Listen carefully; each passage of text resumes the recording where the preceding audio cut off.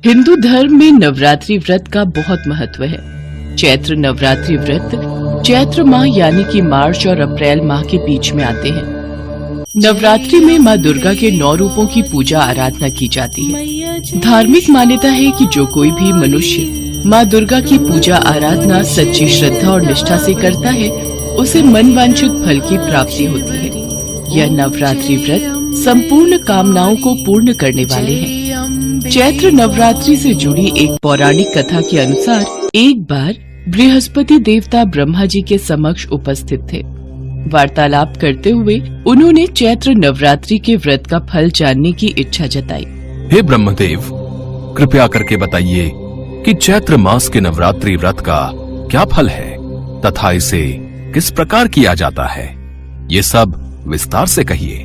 हे बृहस्पति, प्राणियों के हित की इच्छा से आपने बहुत उत्तम प्रश्न किया है। जो मनुष्य सर्व मनोरथ पूर्ण करने वाली माँ दुर्गा की आराधना करके नवरात्रि व्रत पूर्ण करता है, उस व्यक्ति के जीवन में सभी सुखों का वास होता है।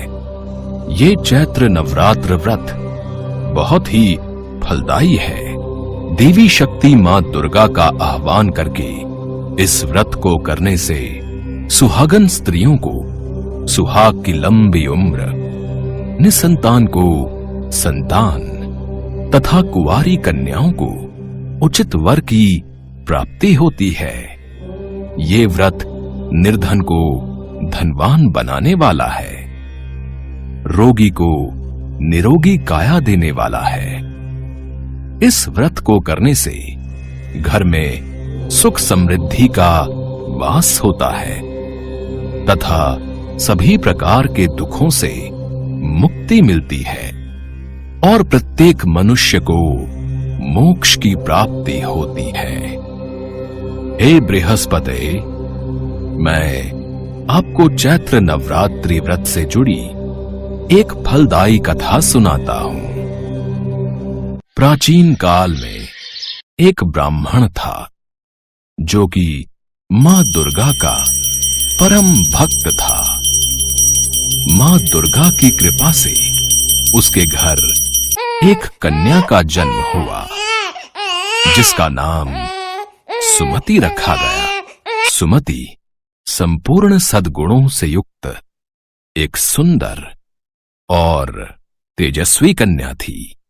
वो ब्राह्मण नित्य दुर्गा पाठ के बाद हवन करता तो उसकी पत्नी के साथ साथ पुत्री सुमति भी उपस्थित रहती। एक दिन सुमति उपस्थित नहीं हुई। वो अपनी सहेलियों के साथ बाजार चली गई। तब उसके पिता को बड़ा क्रोध। आज सुमति पूजा में उपस्थित नहीं हुई, कहाँ है वो? ऐसे क्रोध न करो, वो अपनी सहेलियों के साथ बाजार गई है। भाग्यवान, तुम ये बात नहीं समझोगी। सुमति अब बच्ची नहीं रही, वो बड़ी हो चुकी है। कुछ समय बाद उसका विवाह होगा। उसे अपनी जिम्मेदारियों को समझना चाहिए। उसे पता है मैं पूजन और हवन में किसी प्रकार की अवहेलना नहीं सहन करता। उसे पूजन और हवन में उपस्थित रहना चाहिए था। तभी सुमति आ जाती है। तुमने ये सही नहीं किया। तुम्हें पता था कि पूजन और हवन का समय हो रहा है, पर तुम बाजार घूमने चली गई। तुम्हें पता भी है कि तुमने कितना घोर पाप किया है। अब मैं इसकी सजा तुम्हें अवश्य दूंगा। मैं तुम्हारा विवाह किसी निर्धन या फिर रोगी कोढ़ी से कर दूंगा। क्रोध में आकर अपनी बेटी के साथ ऐसा अन्याय मत करो, उससे भूल हुई है। माँ, कोई बात नहीं, यदि पिताजी ऐसा ही चाहते हैं तो ऐसा ही होगा। पिताजी, आप मेरे पिता हैं। आप मेरा विवाह जहां भी करें, मैं खुशी खुशी स्वीकार कर लूंगी। आप चाहे मेरा विवाह जिससे भी करें, पर मेरे भाग्य में जो लिखा है वही मुझे मिलेगा। तब सुमति के पिता ने क्रोधवश उसका विवाह एक कोढ़ी व्यक्ति के साथ निर्विघ्नं कुरु मे देवः जिसके सर्वकार्येषु पूरे सर्वदा शरीर में वक्रतुंड महाकाय सूर्यकोटि संप्रभा होते ही निर्विघ्नं कुरु मे एक देवः बार सर्वकार्येषु सुमति ने सर्वदा कि ये उसके साथ क्या हो गया। वक्रतुंड महाकाय सूर्यकोटि पर वो संप्रभा समझ गए निर्विघ्नं कुरु मे कि देवः शायद सर्वकार्येषु ये सर्वदा सब वक्रतुंड उसके महाकाय भाग्य में सूर्यकोटि लिखा था। संप्रभा। तब वो निराश होकर अपने पति के साथ जंगल में भटक भटक के जीवन बिताने लगी।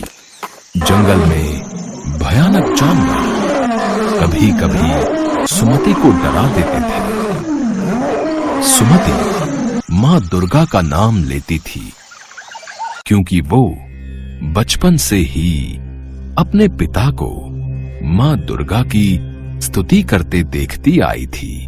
हे माँ दुर्गा, मैंने बचपन से ही पिताजी के साथ आपका नाम लिया है, आपको पूजा है। मेरी सहायता करो देवी मैया। मैं इस बियाबान जंगल में अपने पति के साथ दर दर भटक रही हूँ, मेरी विनती सुनो मैया। तब सुमति की प्रार्थना सुनकर देवी भगवती प्रकट हुई और सुमति से वरदान मांगने को कहा।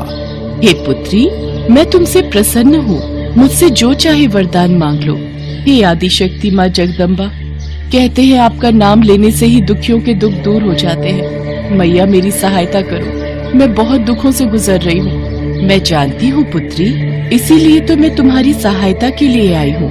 मैं तुम्हारे पिछले जन्म में किए गए अच्छे कर्मों का फल तुम्हें प्रदान करूंगी। पुत्री, तुम पूर्व जन्म में एक पतिव्रता स्त्री थी। एक बार तुम्हारे पति ने चोरी की थी। उस चोरी के अपराध में तुम्हारे पति को सजा मिली थी। अपने पति को सजा से मुक्त करवाने और सही राह पर लाने हेतु तुमने 9 दिन भूख और प्यास में व्यतीत किए थे। वो समय चैत्र नवरात्रि का समय था। तब तुम जल ग्रहण किया। तुमने 9 दिन मेरे चैत्र नवरात्रि व्रत पूरे विधि विधान से संपूर्ण किए थे। इसलिए तुम्हारे पूर्व जन्म के अच्छे कर्मों के फल स्वरूप इस जन्म में मैं तुम्हारे उन्हीं 9 दिनों के व्रत का मनोवांछित फल दूंगी। मांगो पुत्री, तुम्हें क्या चाहिए?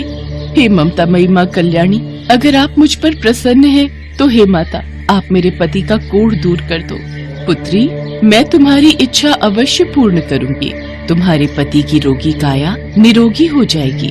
और फिर देवी दुर्गा ने सुमति के पति का कोढ़ दूर कर दिया। सुमति का पति स्वस्थ और निरोगी काया का हो गया।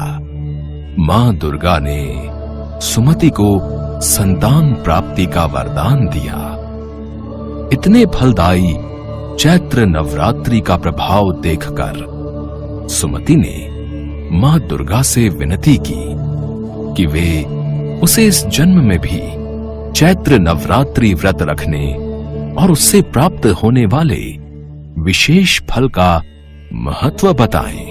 हे मैया, कृपा करके मुझे चैत्र नवरात्रि व्रत पर मिलने वाले फल का विस्तार से वर्णन करें। हे पुत्री, मैं तुम्हें समस्त पापों और दोषों का नाश करने वाली नवरात्रि व्रत की विधि बतलाती हूँ, जिसे सुनने मात्र से ही मोक्ष का मार्ग सुलभ हो जाता है। और फिर मां दुर्गा ने सुमति को चैत्र नवरात्रि व्रत से मिलने वाले फल का वर्णन किया और उसके पश्चात सुमति और उसके पति को सुख समृद्धि का आशीर्वाद देकर मां दुर्गा अंतर ध्यान हो गई। सुमति अपने पति के साथ वापस अपने गांव लौट आई। अपनी पुत्री को क्रोध में अपशब्द कहकर पुत्री का विवाह एक कोढ़ी के साथ करने की वजह से ब्राह्मण भी पश्चाताप की अग्नि में जल रहा था। अपनी पुत्री और दामाद को सकुशल लौटा देख वे और उनकी पत्नी बहुत खुश होते हैं। सुमति अपने माता पिता को मां दुर्गा से प्राप्त फल के बारे में बताती है, जिसे सुनकर ब्राह्मण और ब्राह्मणी भी बहुत प्रसन्न होते हैं और वो भी मां दुर्गा को धन्यवाद करते हैं। ब्राह्मण अपनी भूल के लिए मां दुर्गा से क्षमा प्रार्थना करता है। हे बृहस्पति देव, संपूर्ण पापों का नाश करने वाले चैत्र नवरात्रि व्रत जो भी मनुष्य नियम अनुसार पूर्ण करता है, उसके सभी मनोरथ पूर्ण होते हैं। इसमें तनिक भी संदेह नहीं है।